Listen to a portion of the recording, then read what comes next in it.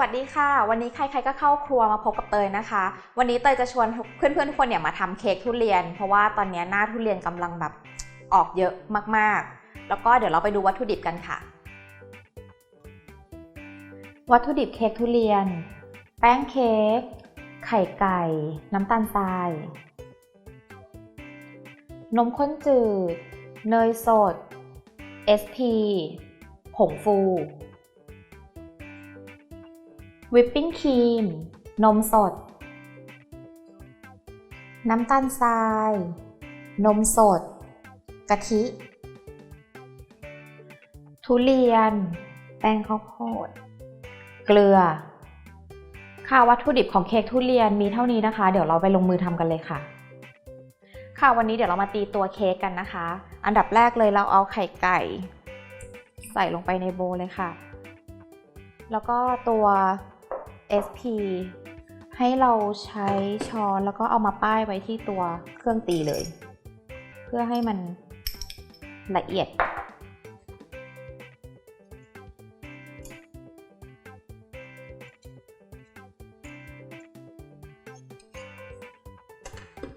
โอเคค่ะแล้วก็เทน้ำตาลใส่ลงไปเลยนะคะโอเคเริ่มตีเลยค่ะจะตีด้วยความเร็วปานกลางก่อนให้จนไข่ขาวกับตัวน้ำตาลทรายขึ้นฟูเป็นสีขาว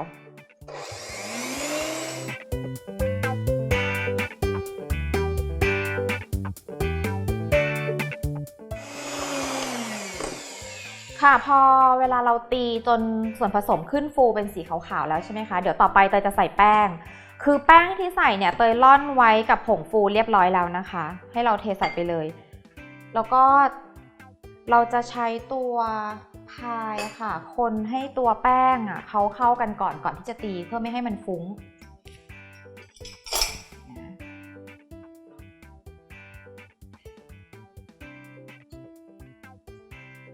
ให้เราใช้พายคนจนแป้งส่วนผสมของแป้งเนี่ยมันเป็นส่วนเดียวกับตัวไข่ที่เราตีไว้เมื่อสักครู่นี้เลยแต่ว่าก็ยังไม่ต้องละเอียดมากเพราะเดี๋ยวเราจะใช้เครื่องตีต่ออีกโอเคประมาณนี้ค่ะเพื่อไม่ให้แป้งมันฟุ้งเวลาเราตีนะคะเดี๋ยวเตยจะตีต่อด้วยความเร็วสูงสุดเลยนะคะจนกว่ามันจะข้นแล้วเดี๋ยวเราจะมาทำส่วนผสมต่อไปกันค่ะ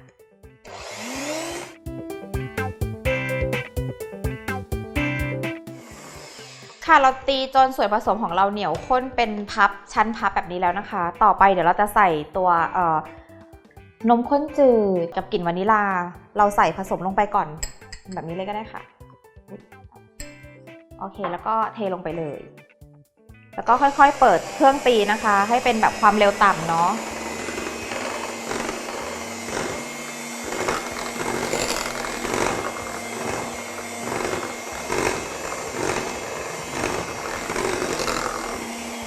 โอเคพอตีได้สักพักหนึ่งเราช่วยเขาในการคนปาดอ่างให้เขานิดนึงนะคะให้ส่วนผสมมันที่อยู่ข้างล่างมันขึ้นมาแล้วก็ต่อไปเดี๋ยวเราจะใส่เนยที่เราละลายไว้ตัวเนยที่ละลายไว้เนี่ยในขณะที่ใส่ต้องเป็นเนยอุ่นนะคะเนยที่ยังอุ่นๆอยู่นะถ้าเย็นแล้วใส่ไม่ได้นะคะ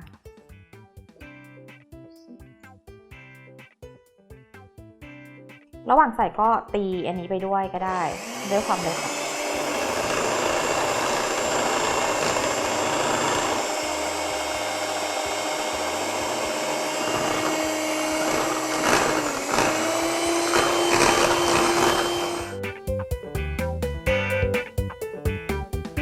เมื่อเราตีจนส่วนผสมมันเข้ากันแล้วนะคะเดี๋ยวเราจะใช้พายช่วยในการเช็คอีกทีนึงว่าตัวเนยผสมกับตัวแป้งเรียบร้อยแล้วหรือยังนะคะโอเคของเตยเช็คเรียบร้อยแล้วตัวเนยละลายหมดแล้วเดี๋ยวจะเทลงพิมพ์แล้วก็นำเข้าเตาอบนะคะ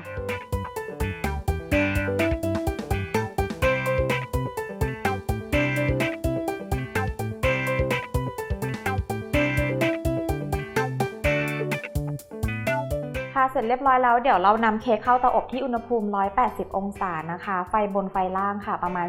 35-40 นาทีนะคะหรือว่าจนกว่าเค้กจะสุกค่ะ ค่ะเดี๋ยวต่อไปนี้นะคะเตยจะสอนทำวิธีการทำคัสตาร์ดตัวเ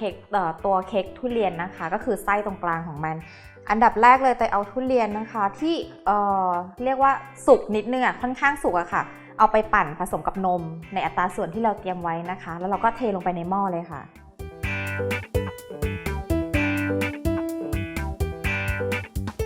เสร็จแล้วเราก็เททุกอย่างเลยนะคะลงไปในหม้อผสม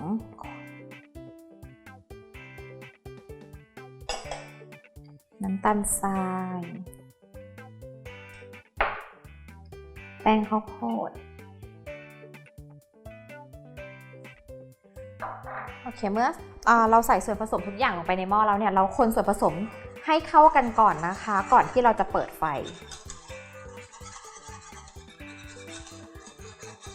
โอเคตอนนี้เตยคนส่วนผสมทุกอย่างเข้ากันแล้วเราก็เปิดไฟที่ไม่ต้องแรงมากนะคะไฟกลางก็พอแล้วก็คนตลอดนะคะห้ามหยุดคนส่วนผสมจนกว่าส่วนผสมจะข้นค่ะเดี๋ยวเตยจะลองคนไปเรื่อยๆก่อนแล้วเดี๋ยวพอคนเราเดี๋ยวจะมาให้ดูอีกรอบนึง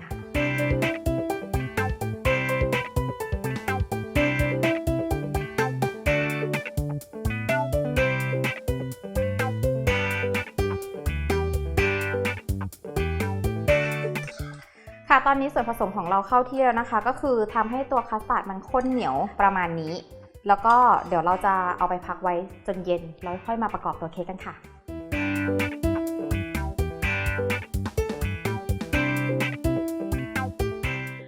เดี๋ยวเตยจะมาตีตัวครีมสดนะคะเพื่อที่จะเอาไปผสมกับตัวเค้กอีกรอบหนึ่งนะคะอันนี้เราใช้ครีมสดผสมกับนมสดนะคะอัตราส่วนก็ดูได้ที่ foodtravel.tv เลยนะคะ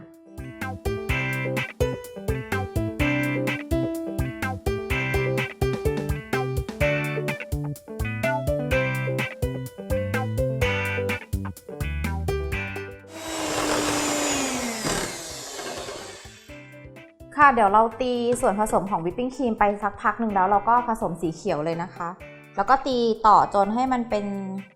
จนตั้งยอดแข็งนะคะตัววิปปิ้งครีมตัวนี้เดี๋ยวเราจะทำตกแต่งเค้กทุเรียน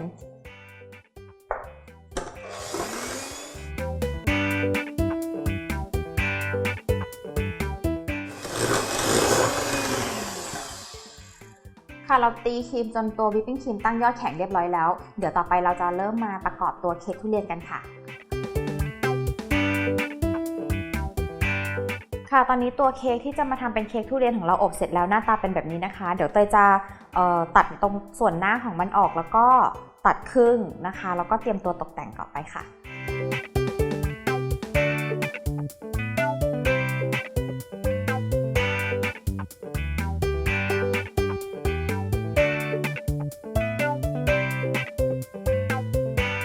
เดี๋ยวเตยขออนุญาตเก็บรายละเอียดเค้กแล้วก็ตัดครึ่งเค้กก่อนนะคะแล้วเดี๋ยวเสร็จแล้วเดี๋ยวค่อยมาดูกันอีกรอบนึงค่ะ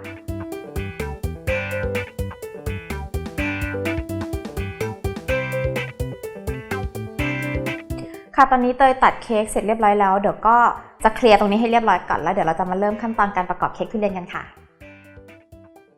เดี๋ยวตอนนี้เราจะมาประกอบตัวเค้กทุเรียนกันนะคะเริ่มจากเดี๋ยวเราจะทำไส้ตรงกลางมันก่อนก็อันดับแรกเลยเราใช้ตัววิปปิ้งครีมนะคะรองพื้นด้านนอกไปก่อนเพื่อไม่ให้ครีมตัวคัสตาร์ดมันไหลออกมาโอเคเสร็จแล้วก็เอาคัสตาร์ดบีบไปเลย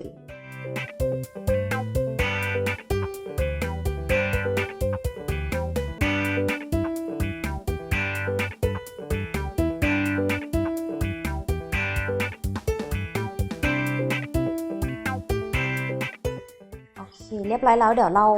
บีบตัวบัตเตอร์ครีมสีขาวรองพื้นไปก่อนนะคะเพราะว่าเดี๋ยวเราจะมีบัตเตอร์ครีมสีเขียวที่ตกแต่งด้านนอกอีกรอบนึงค่ะ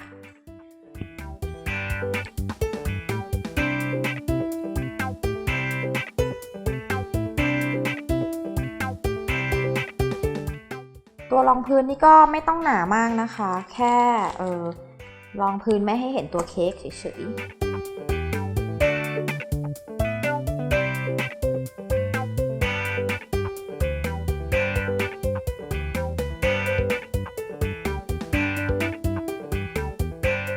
ค่ะตอนนี้เรารองพื้นตัวเค้กทุเรียนแล้วก็สอดไส้มันเรียบร้อยแล้วเดี๋ยวเตยจะมาวางหน้ามันก่อนเอาหน้าทุเรียนมาวางก่อนแล้วก็เสร็จแล้วก็ค่อยทำตกแต่งตัวเค้กทุเรียนด้วยวิปปิ้งครีมสีเขียวให้เป็นหนามทุเรียนนะคะส่วนตัวทุเรียนที่จะมาวางไว้ข้างบนนะคะก็คือแล้วแต่คนชอบเลยนะแต่เตยว่าถ้าสมมติว่ามันแบบไม่นิ่มเกินไปมันจะอร่อยกว่าค่ะเริ่มวางเลย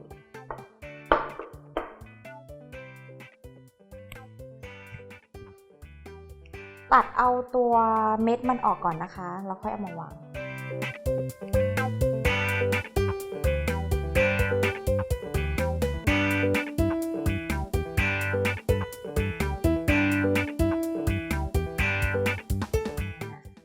ก็ตอนนี้ด้านหน้าเตยใส่ตัวทุเรียนสดไปเรียบร้อยแล้วเดี๋ยวเตยจะมาตกแต่งด้านข้างให้เป็นหนามทุเรียนกันนะคะด้วยวิปปิ้งครีมสีเขียวที่เราผสมไปเมื่อสักครู่นี้ใส่ถุงบีบแล้วก็ตัดปลายถุงให้เป็นวงกลมธรรมดาเลยค่ะ